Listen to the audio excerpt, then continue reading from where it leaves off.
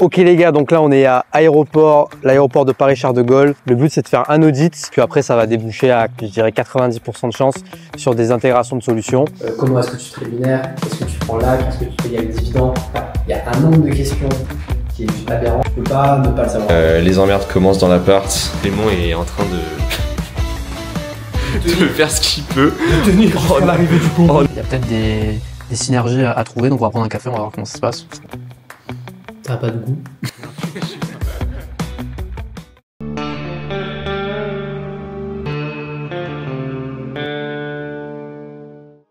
Yo tout le monde, j'espère que vous allez bien. Beaucoup de choses à vous dire, gros vlog authentique pour la rentrée, pour mon retour à Paris.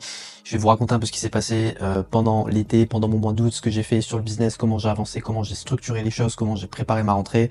Dans ce vlog, je vais aussi faire vous allez le voir après, mais un audit pour un gros client que j'ai signé justement pendant l'été. Et donc je vais essayer de vous montrer voilà plein de choses vis-à-vis de ça, comment on fait les interviews, comment on processe le truc. Vous allez voir, ça va être full valeur. Et ouais, j'ai pas mal de choses à vous dire. On continue donc le building public authentique. Je suis enfin dans mon appart sur Paris, j'en parlerai aussi avec mon associé Thomas. Je suis full time sur le business, j'ai pas les cours en même temps puisque je suis en césure personnelle en fait, et donc je gagne énormément de temps. Je vais pouvoir try hard comme je le veux, organiser mon temps comme je le veux, et je vais essayer voilà de filmer le plus possible de ce qui se passe pendant mes journées. J'avais pas tout filmé en août en particulier, enfin j'ai pas trop vlogué en août parce que mes journées étaient très similaires. Voilà, globalement je faisais que bosser toute la journée derrière mon écran, donc c'était pas forcément très divertissant et très fun à vous montrer. Là maintenant que je suis sur Paris, je vais avoir plus de déplacements, je vais aller voir des clients plus souvent, je vais faire des events, je vais faire plein de choses, donc là je vais commencer à vlogger un peu plus sérieusement et vous allez voir que ça va être super cool. Sinon, alors qu'est-ce que j'ai fait un petit peu cet été? Je vais essayer d'entrer un peu plus dans les détails. Donc je vais montrer mon écran, ce sera plus simple. Alors, je vais montrer un petit peu mon écran que vous puissiez voir. Donc ça c'est un outil de productivité que j'utilise depuis longtemps maintenant avec mes associés, qui s'appelle ClickUp, qui nous permet de générer toutes les tâches qu'on doit faire, de mettre des deadlines, d'assigner, de tout soit carré, que tout soit bien organisé si ça vous intéresse. Je pourrais vous en parler plus dans un prochain vlog, plus en détail. Là, je vais pas trop m'étaler dessus parce que j'ai pas mal de choses à vous montrer. Mais on voit que entre le 1er août et le 1er septembre, bon, j'ai quand même fait 250 heures de taf, puisque oui, en fait, je traque absolument tout ce que je fais. Donc à chaque fois que je taffe, je regarde combien de temps j'ai taffé, sur quelle tâche, combien de temps ça m'a pris, et on fait pareil avec mes associés, et ça permet d'avoir beaucoup de data, et c'est très utile. Donc 250 heures de taf, ça fait à peu près 60 heures par semaine, donc c'est pour ça que voilà, j'ai pas trop vlogué, c'est parce que j'ai vraiment beaucoup bossé. Et donc là on a fait vraiment beaucoup de choses, enfin j'ai structuré beaucoup de choses en ce mois d'août, j'avais beaucoup de choses à faire avec les différentes activités. Donc par exemple ce qu'on a fait, bon, déjà on a rempli le prochain bootcamp que j'organise début octobre, donc au moment où sortira cette vidéo, tout sera terminé. Mais donc une partie du mois d'août, ça a été de refaire cette landing page pour qu'elle soit un peu mieux qu'avant, avec vraiment toutes les infos, comme on peut le voir. Enfin moi je la trouve assez propre, tous les feedbacks à la fin des précédentes éditions. Donc sur mes séminaires entrepreneuriaux, avec vraiment beaucoup de feedback, histoire d'avoir un max de preuves sociales. Donc on a refait voilà toute cette landing page, on a rajouté tous les feedbacks, on a aussi posté ce long vlog sur YouTube, 50 minutes de la 3e édition, qui est vraiment rentré en détail sur à quoi ressemblent mes events. Donc on a fait la promotion, on a fait des séquences de mails, on a relancé dans notre CRM, on a fait tout un tas de choses, comme ça. Ça prend pas mal de temps mine de rien. Et puis évidemment après faire tous les appels de vente. Alors j'étais pas tout seul, j'ai fait aussi avec mon associé Thomas.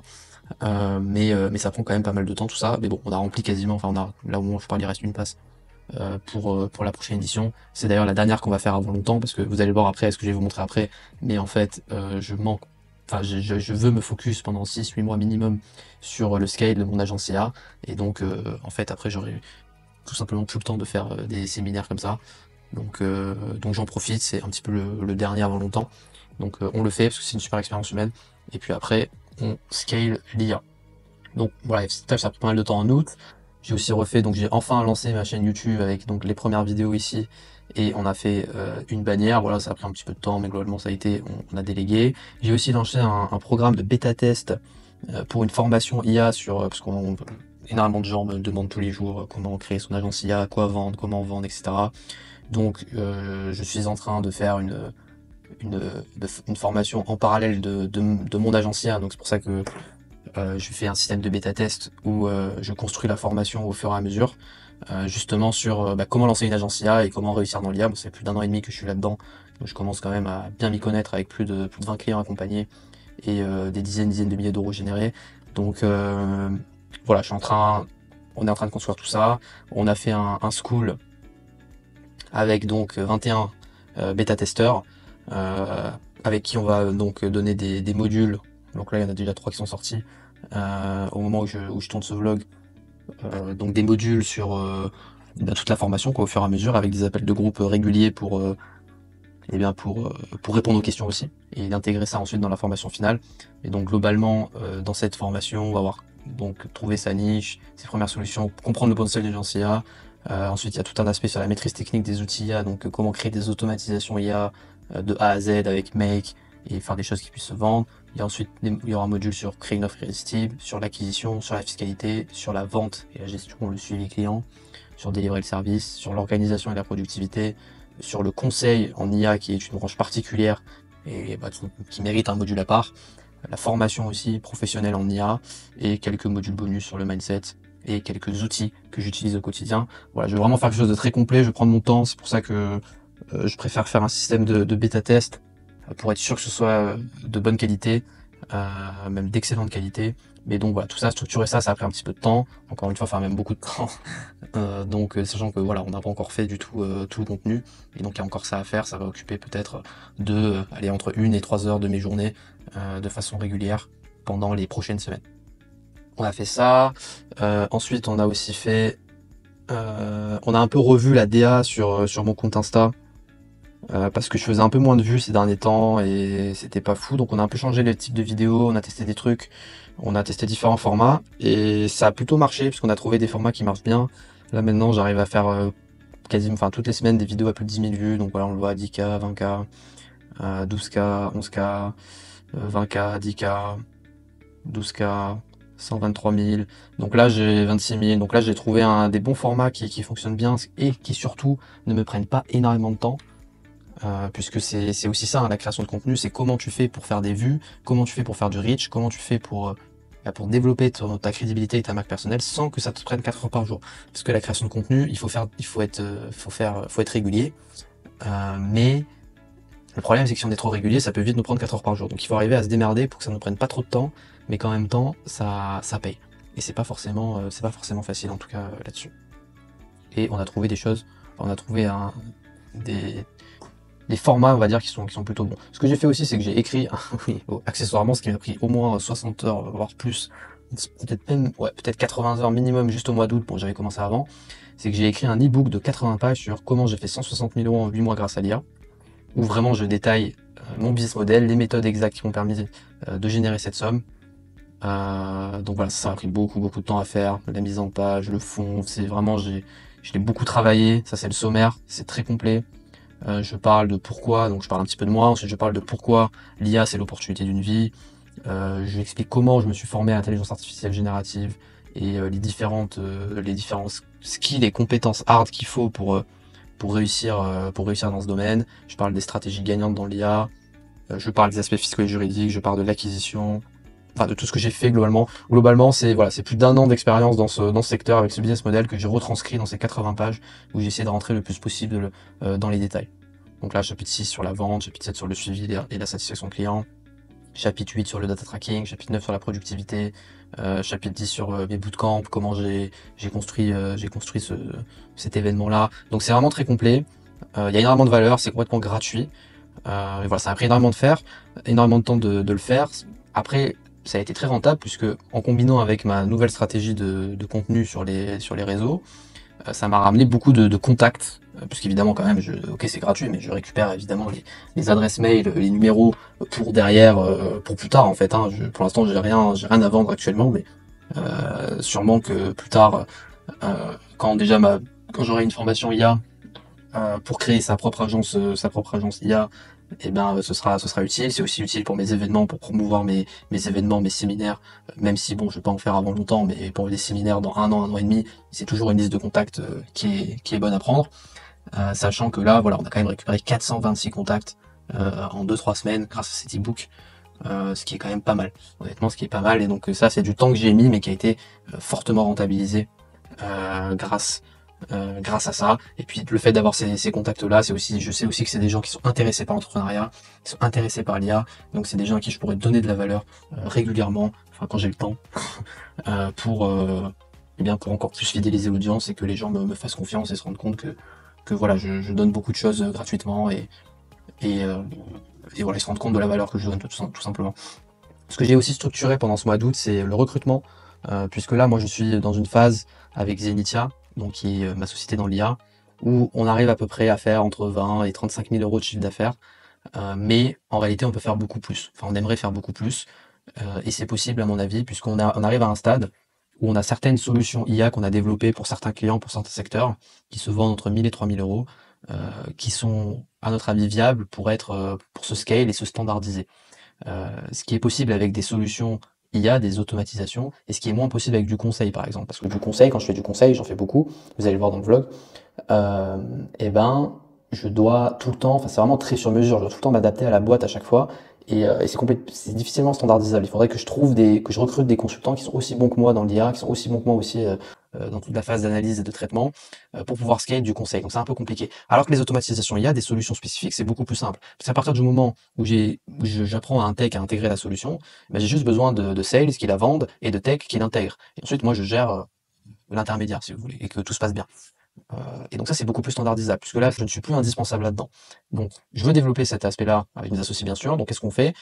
Grâce à mes réseaux, grâce à tout ce que à toute la personal brand que j'ai développée, on a mis des annonces de recrutement, que ce soit pour des techs et pour des sales, où l'idée, eh bien, c'est de recruter des techs qui soient capables d'intégrer les solutions IA qu'on a développées et qu'on a trouvées. Et on aimerait aussi faire un pôle R&D pour trouver des nouvelles solutions. Donc ça, c'est en cours. Et donc, on a fait les questionnaires, on a eu plein de demandes. Donc là, on peut le voir ici avec ce questionnaire. On a eu plus de 66 réponses juste pour les techs. Et donc, globalement, c'était un peu pareil.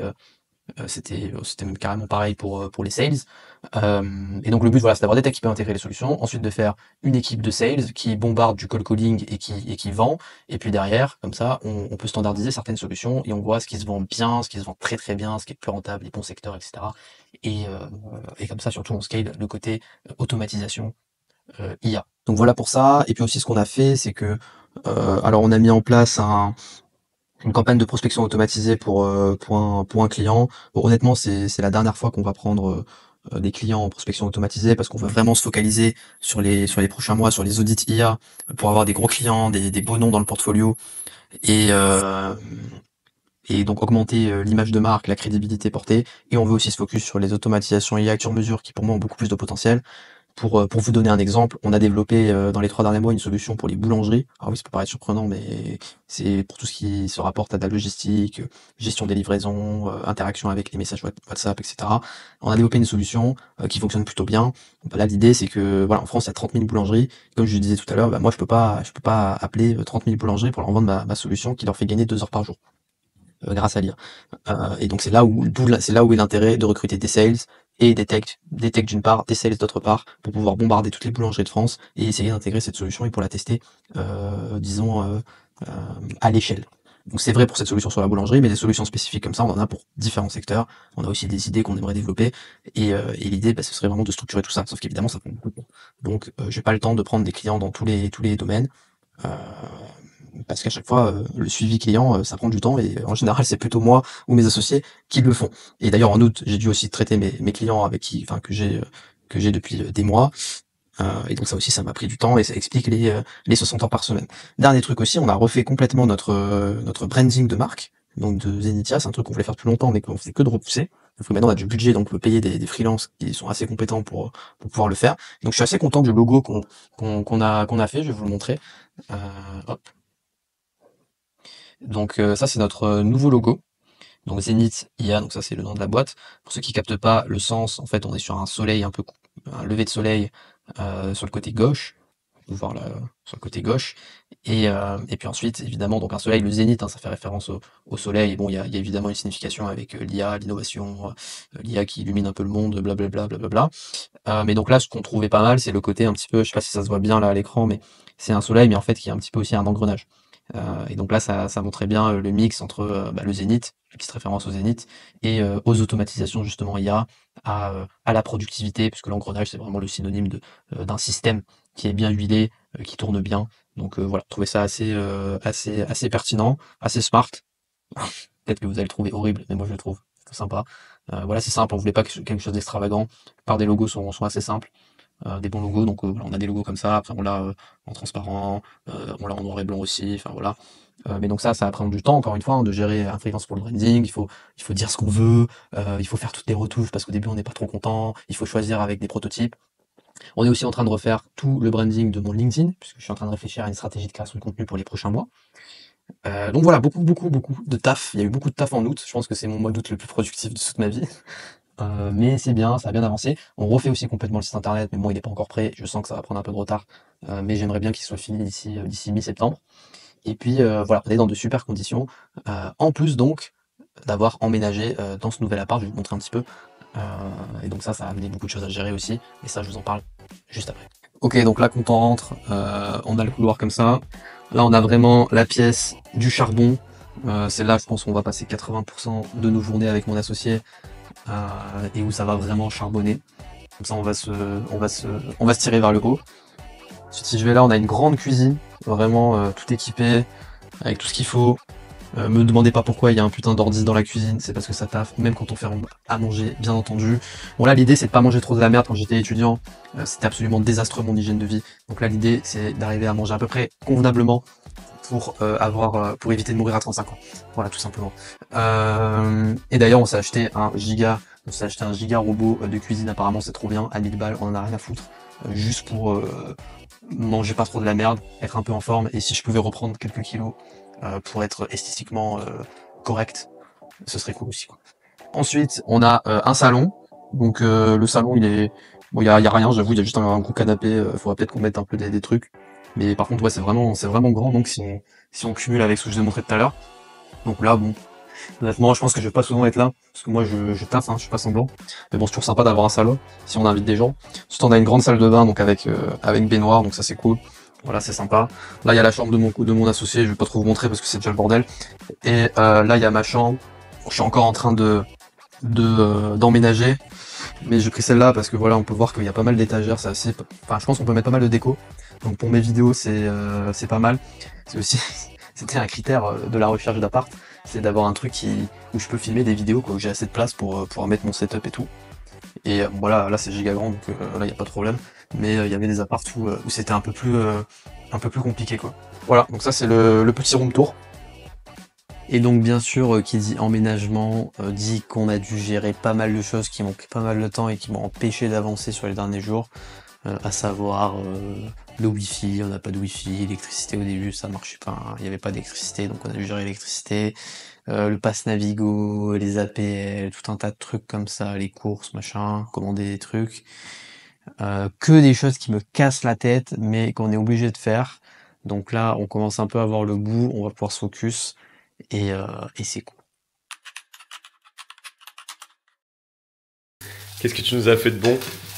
Les cordons bleus, pâtes, petits pois, équilibrés pour tryhard. Vous avez vu les gars, là on est vraiment en train d'aménager l'appart. Et bon bah il les a fait complètement cramer, mais ça c'est... Ouais, ok, là. Ça c'est un détail.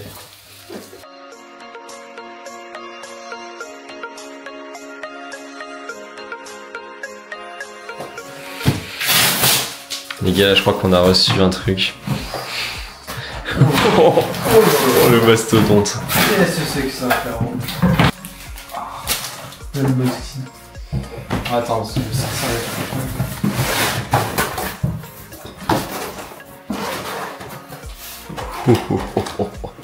Donc déjà on a un petit livre de recettes. Il y a un peu beaucoup de recettes là quand même, frérot. Je suis pas sûr qu'on va faire tout ça. Faut savoir qu'on n'est pas des grands cuisiniers les gars. Ah là là. Ça c'est la notice, non? Ouais, ça on en aura besoin. Voilà. J'avais vu des trucs comme quoi elle était peut-être pas en français. Ah ouais? Et elle est en français ou pas? Il y en a plusieurs là. Faut savoir qu'on a un niveau très nul en langue. Ah, c'est la petite histoire là.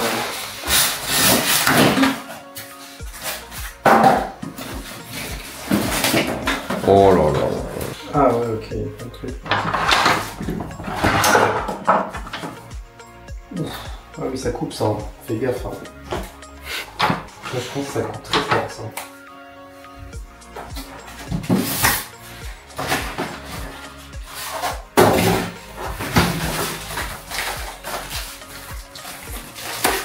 Faut avoir le monter, frère. Hein.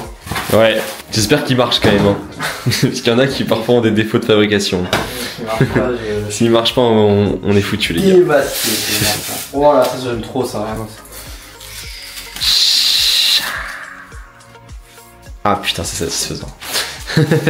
Bon, allez, les gars, on vous reprend plus tard hein, quand on aura monté le truc. Hein. Avant, après. Et voilà, de quoi se faire de bons petits plats. Bon, j'espère qu'on n'a pas acheté ça pour rien et qu'on va vraiment le faire, quoi. Ok, let's go à la salle de sport. Je vais finaliser mon inscription. Il faut que je m'y remette, que je reprenne un peu de poids. Je suis un peu plus en forme.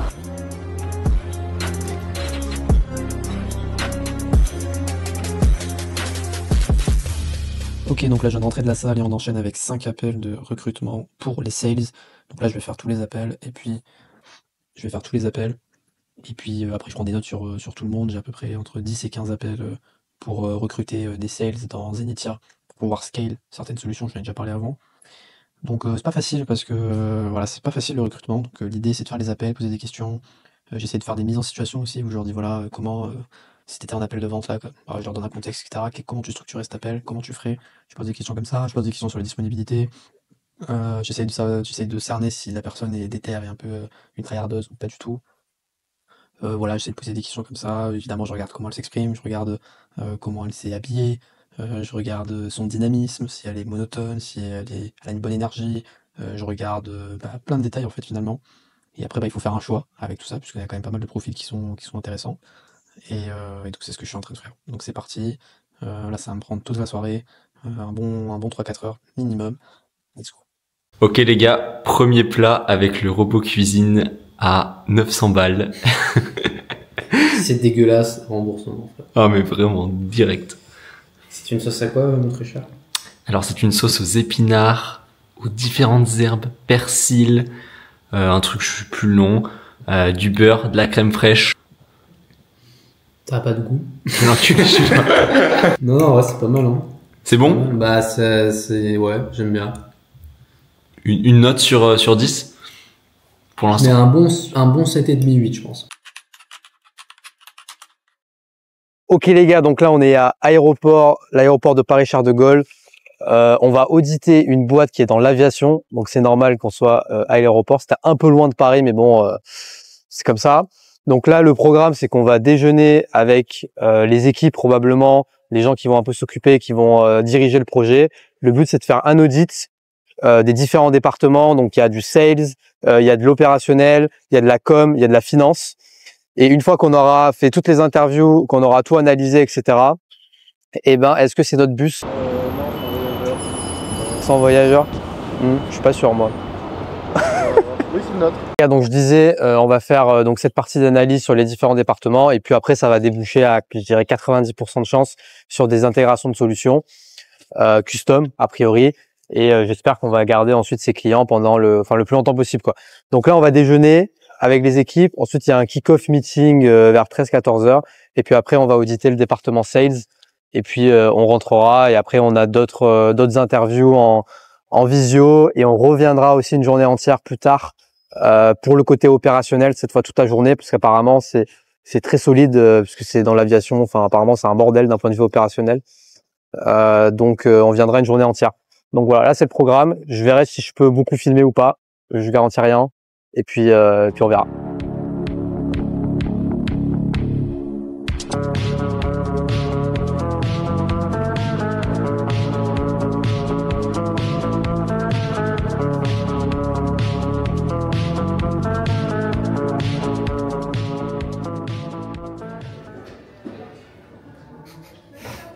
Ok les gars, je viens de rentrer de la première session d'audit.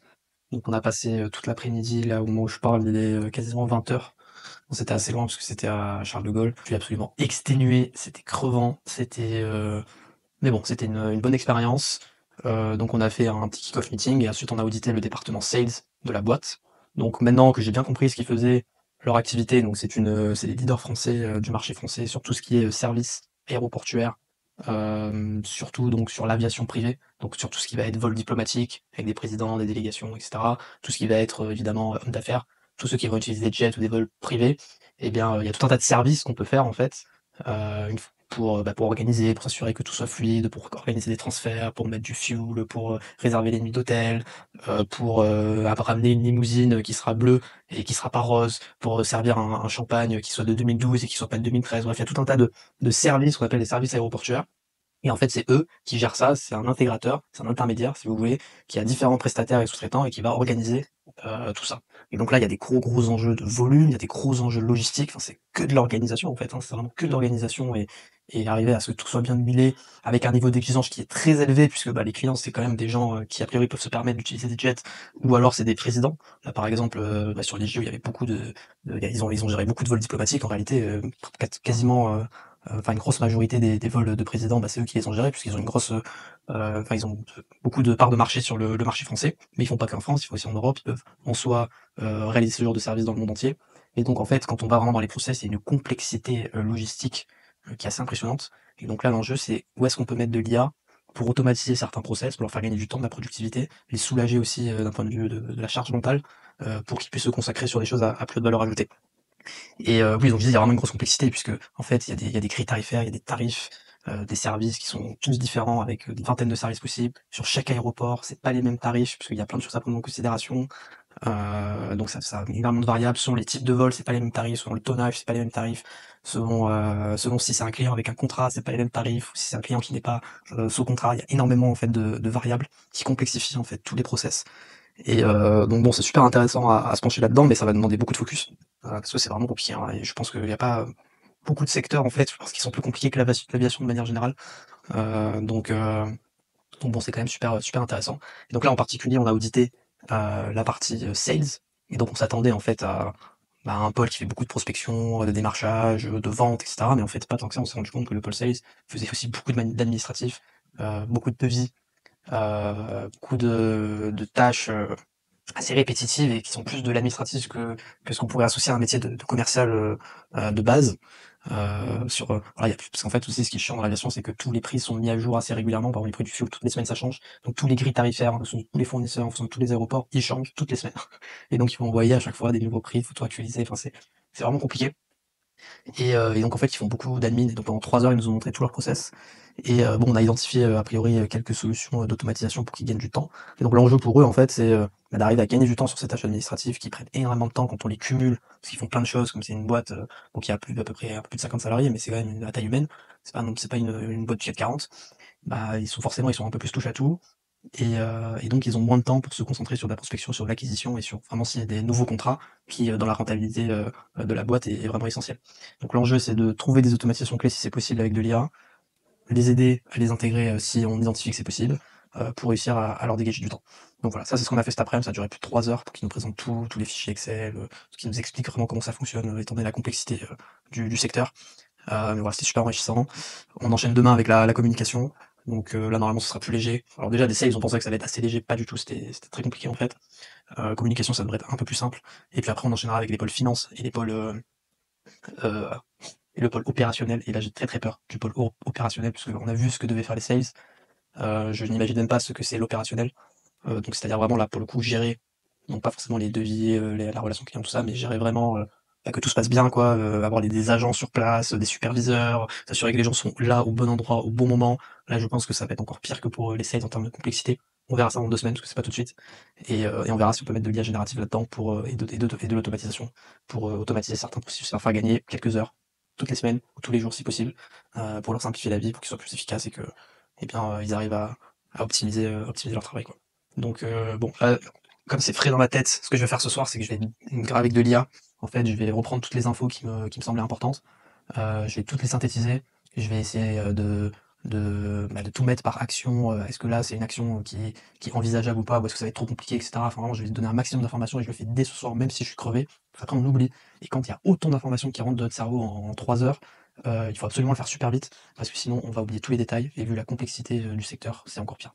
Donc là, je vais faire ça ce soir, il n'y a pas le choix. Je vais manger, je vais trier, je vais commencer à voir un petit peu ce qui serait possible de faire.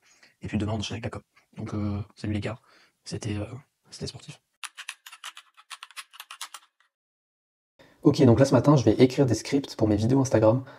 J'ai une stratégie assez simple sur Instagram qui demande un petit peu de temps, mais pas trop. J'ai essayé justement d'optimiser ça. C'est que j'ai globalement 3 types de vidéos.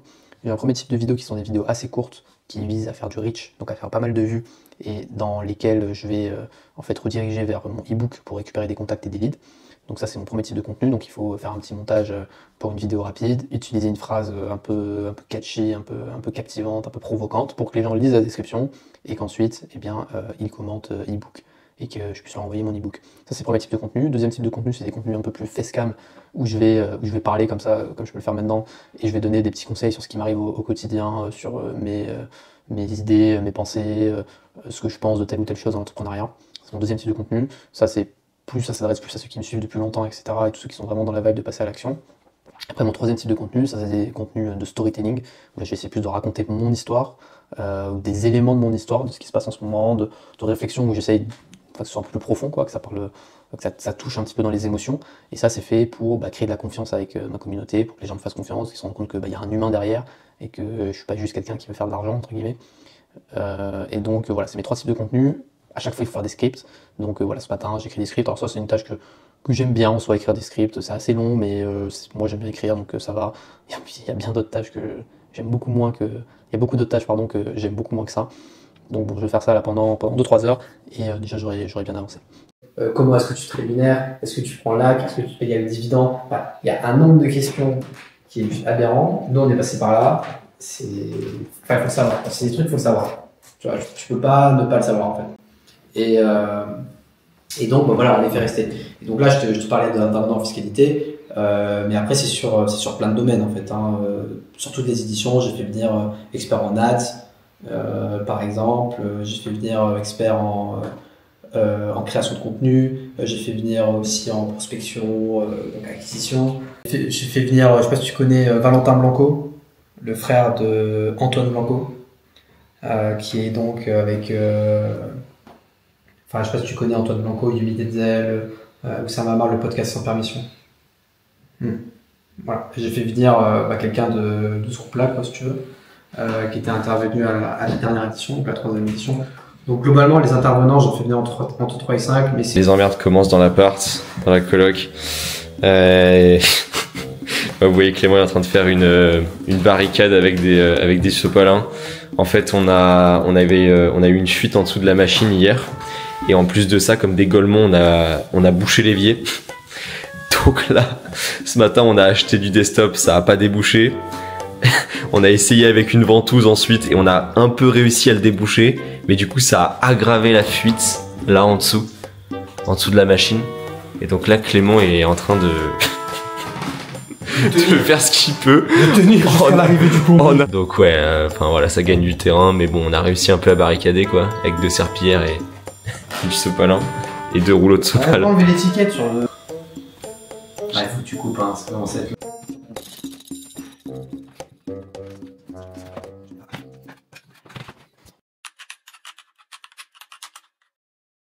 Ouais les gars, donc ce matin j'ai fait l'audit, l'interview pour le département communication de la boîte d'aviation, donc avec laquelle on travaille en ce moment. Donc ça a pris un peu toute la matinée. Là on a mangé, cet après-midi je vais prendre un café avec une boîte dans l'IA.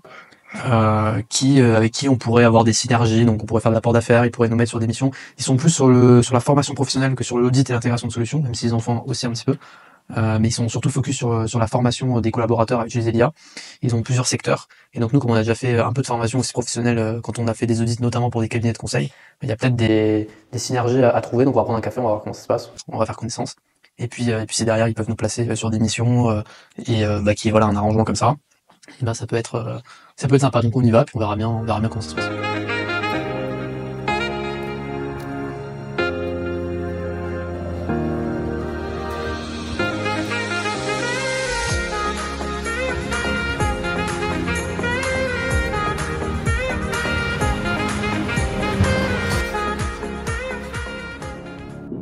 Depuis le début en fait, donc on a même développé des process en interne, un peu de consultants quoi. On fait toujours un peu les mêmes process qui reviennent et donc on leur a fait s'est vraiment penché sur le dossier cabinet de conseil parce que c'est aussi une niche qu'on aime bien parce que bah voilà, il y a plein de choses qui vont bien. C'est dur de rentrer dans les cabinets de conseil. Justement, mais là on est rentré grâce au prof d'entrepreneuriat du parcours entrepreneur de Centrale Supélec, qui est en fait le prof de mon associé, qui lui a présenté ce qu'on faisait depuis 6 mois à nos clients, etc. Et qui a dit ouais, c'est pas mal ce que vous faites, venez dans mon cabinet, c'est lui qui nous a recruté directement, qui nous a dit venez faire, auditer ma boîte et vous allez me faire des consultants augmentés quoi.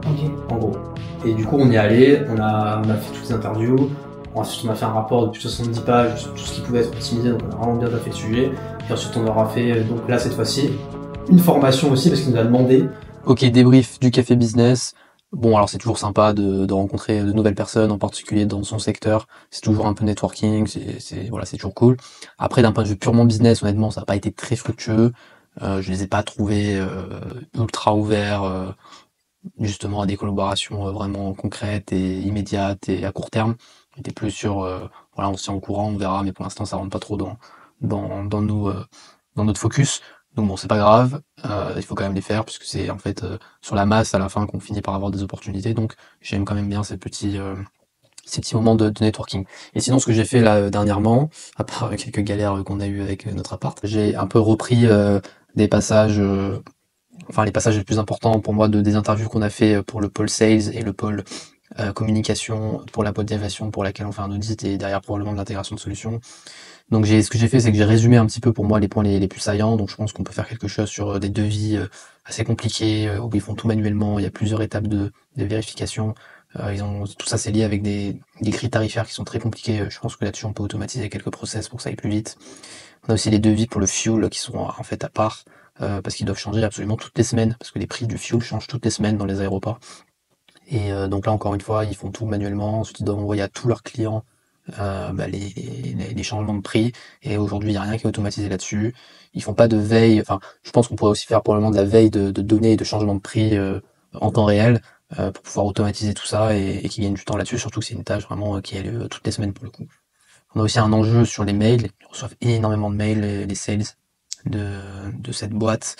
Voilà, en général, une bonne centaine de mails et dans les moments de rush par jour. Et dans les moments de rush, ça peut être 400-500 mails par jour. Ils ont des templates de réponse, mais 80% des messages ne peuvent pas être traités avec des templates de réponse. Donc ici, intégrer un système qui comprend de façon intelligente les messages et qui répond de façon pertinente dans 70-80% des cas et qui génère des brouillons de réponse, ça peut être intéressant.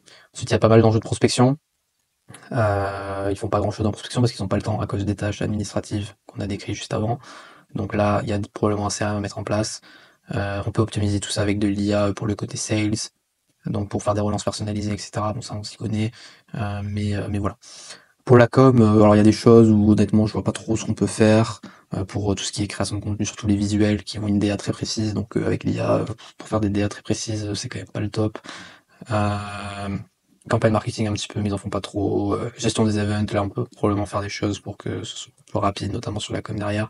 Mais là où on peut avoir de la plus-value avec de l'IA, c'est surtout sur la création de contenu, que ce soit sur LinkedIn, et sur une potentielle stratégie SEO qui font pas pour l'instant, mais qui serait très intéressante parce que il faut faire des articles, etc. Ça prend du temps. Celle qui est au marketing, elle a pas le temps de faire tout toute seule, parce qu'elle est seule en plus. Du coup... avec de l'IA, on peut envisager des stratégies SEO qui étaient inenvisageables avant parce que ça prendrait trop de temps. Plus de la veille automatisée, d'actualité, de la transmission en interne. On a pas mal de choses à mon avis et de la formation pour l'aider à utiliser des outils pour aller plus vite dans la création de contenu. Pour le coup, je m'y connais un petit peu étant donné que je crée quand même pas mal de contenu. Donc voilà pour la com. Il nous restera donc les ops à faire et le pôle finance. Sinon ensuite, ce que j'aime bien faire une fois que j'ai fait un débrief comme ça, c'est que je mets les prochaines actions urgentes à faire que je veux faire ce week-end. Donc là on est vendredi au moment où je fais cette vidéo, non, on est samedi pardon, et en gros je vais programmer un mail pour lundi matin. Donc vraiment il faut que je fasse un NDA, il faut que j'envoie le devis contre-signé, il faut que j'envoie la facture, il faut que j'envoie un rapport du premier entretien que j'ai fait avec les sales, où en fait je vais récapituler. Donc bien sûr là j'ai écrit pour moi, donc c'est mal écrit, il y a des abréviations partout, c'est familier, c'est pas du tout professionnel. Mais du coup je vais me baser sur ça pour rédiger un récap qui est pro, et je l'enverrai lundi à l'équipe sales. Pour leur dire voilà les pistes qu'on va explorer. N'hésitez pas à me dire si vous avez d'autres choses qui vous sont venues à l'esprit entre temps, si vous voulez rajouter des choses ou si ça vous semble cohérent. tout simplement. Et ça fait assez professionnel de faire ça juste après l'entretien, surtout si c'est bien détaillé, que c'est bien clair et que c'est bien écrit. Et je vais aussi leur demander de m'envoyer des documents via WeTransfer dont on a parlé, mais je vais leur rappeler de me les envoyer pour être sûr qu'ils me les envoient bien. Donc je vais faire ça pour les sales, je vais faire la même chose pour la communication. Là je devrais le rajouter idem pour com. Mais c'est important parce que ça montre notre professionnalisme et que voilà, on fait des choses bien. Et dans mon idée, c'est un truc qu'il faut faire vite pour montrer qu'on est réactif, surtout que c'est le début de la collaboration, donc il faut faire une bonne impression. Voilà, bon, c'est la fin de ce vlog. J'espère que ça vous a plu. Vraiment, comme d'habitude, j'ai essayé d'être le plus authentique possible, de vous montrer mon quotidien, un petit peu des 3-4 derniers jours qui se sont passés. Vraiment, likez cette vidéo si vous êtes arrivé jusque-là, que vous avez kiffé, que vous avez appris des trucs, que vous en avez tiré quelque chose. Vraiment, likez, commentez à fond, partagez la vidéo, parce que voilà, sur YouTube, c'est les premières vidéos, c'est très dur d'être référencé dans l'algorithme. Donc si plus vous allez avoir la vidéo, plus vous allez liker, plus vous allez mettre d'interaction avec la vidéo, et plus elle sera poussée en avant, et plus ça peut aider des jeunes comme toi, comme moi, à se lancer dans l'entrepreneuriat, à se rendre compte aussi de ce que c'est vraiment, contrairement à tout ce qu'on peut voir sur les réseaux parfois qui idéalisent l'entrepreneuriat, enfin qui en donnent une image qui n'est pas la vraie image. Si tu veux m'aider à transmettre cette vraie image de l'entrepreneuriat, eh bien franchement bombarde, ça me fait super plaisir, et ça va aussi aider la chaîne à toucher plus de monde. Voilà, donc bonne journée ou bonne soirée, et puis on se retrouve pour le prochain vlog.